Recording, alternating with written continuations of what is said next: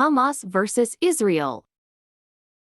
On a fateful Saturday morning, the world witnessed a shocking and devastating turn of events as Palestinian militants from an armed group unleashed a meticulously coordinated attack on Israel, involving land, sea, and air elements.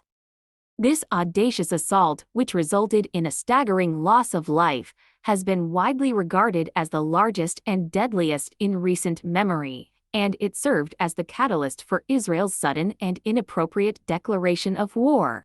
The ominous start to this conflict began at approximately 6:30 a.m., when the calm dawn sky over Israel was shattered by an unrelenting barrage of rockets. The initial reports of rocket fire were swiftly followed by the daring infiltration of Palestinian fighters near the Kerem Shalom crossing, a strategically vital checkpoint situated between Israel and the Gaza Strip. In a chilling video released by Hamas, these fighters could be seen breaching the border fence with remarkable precision, launching a brazen attack on the adjacent military base.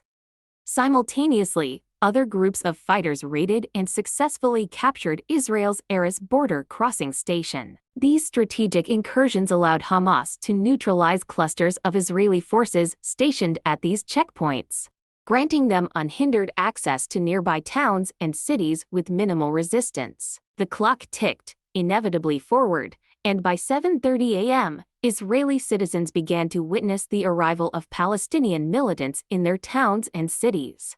The incursion quickly fanned out, spreading like wildfire to encompass 9 towns situated perilously close to the Gaza border. In some of these urban centers, Palestinian militants engaged in harrowing street clashes with Israeli police and military personnel, setting the stage for a day marked by intense and ferocious combat. As the morning unfolded, the relentless advance of Palestinian militants took a chilling turn. What had initially begun as a modest penetration of the Israeli border escalated into a wide-open corridor, one that posed an existential threat to the country's security.